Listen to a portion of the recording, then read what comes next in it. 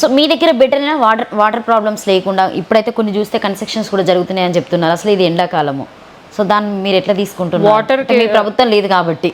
Water అయితే summer రాగానే మనకు వాటర్ ప్రాబ్లం అనేది ఉంటుంది. బట్ ఇప్పుడు ఇంకెక్కువ ఉంది. మనకి సమ్మర్ రాకముందు నుంచే డిసెంబర్ నవంబర్ నుంచే మాకు వాటర్ ప్రాబ్లం అనేది స్టార్ట్ అయింది. అండ్ ఎప్పుడైనా కూడా మనం సమ్మర్ యాక్షన్ ప్లాన్ అట్లా మాన్సూన్ యాక్షన్ ప్లాన్ అట్లా తీసుకుంటాం. అయితే ఇప్పుడు ఏంటంటే రంజాన్ ఒకటి ఉంది, సమ్మర్ కూడా స్టార్ట్ అయింది. సో రంజాన్కి ఎప్పుడైనా ఒకటి సపరేట్ స్పెషల్ డ్రైవ్ నడుస్తుంది. దాని మీద ఎటువంటి యాక్షన్ లేదు. ప్లస్ సమ్మర్ యాక్షన్ ప్లాన్లో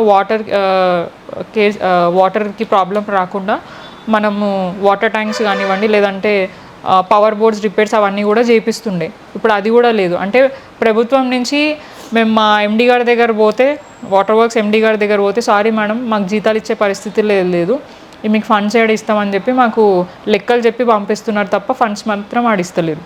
ఏదో చిన్నవి 2 లక్షల 3 లక్షల వర్క్లు ఏదైనా చిన్న చిన్న వర్క్స్ అవుతున్నాయి తప్ప అది ఒక 10 లక్షలు 30 లక్షల వర్క్ ఏదైనా ఎమర్జెన్సీ బేస్ మీద పొల్యూషన్స్ వస్తున్న దగ్గర కానివ్వండి, అసలుగే వాటర్ వస్తలేని చోట్ల కానివ్వండి, అవి ఏమైనా ప్రపోజల్స్ తీసుకుపోయి మా ఎండి గారికి ఇస్తే, సారీ మా దగ్గర బడ్జెట్ లేదు, గవర్నమెంట్ నుంచి మాకు ఇప్పుడు దాకా ఎటువంటి బడ్జెట్ రాలేదు, సో మేము ఇవ్వలేమని చెప్పేసి మమ్మల్ని డైరెక్ట్గా ఎలగొట్టేస్తున్నాం.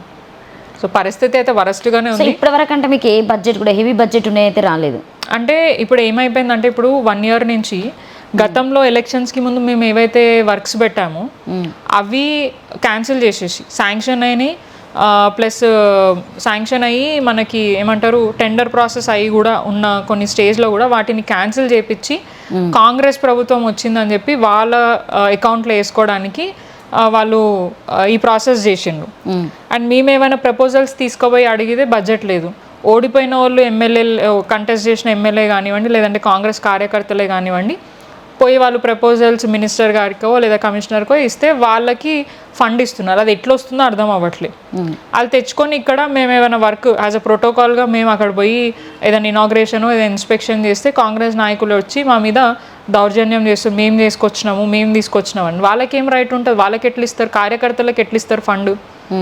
మా నోటీస్ లేకుండా మేము ఇచ్చిన ప్రపోజల్స్ పక్కకు పెట్టి వాళ్ళు ఇచ్చిరని చెప్పేసి వాళ్ళ అకౌంట్లో ఎట్లా ఇస్తారు? మేము ఉన్నాం కదా ఇక్కడ ఆల్రెడీ. బీఆర్ఎస్ ఉన్నప్పుడు ఎప్పుడు అట్లా చేయలేదు. ప్రోటోకాల్కి రెస్పెక్ట్ ఇస్తూ అక్కడ ఉన్న ఎమ్మెల్యేలని కాదనకుండా వాళ్ళకి ఫండ్ ఇచ్చినా వాళ్ళు ఆ ప్రోటోకాల్ ఫాలో అట్లా చేస్తుండే. కానీ ఇప్పుడు ఆ పరిస్థితి లేదు. ఆఫీసర్లు పట్టించుకుంటలేరు, నాయకులు పట్టించుకుంటలేరు, నాయకులు ఆడికొచ్చి దౌర్జన్యం చేస్తున్నారు.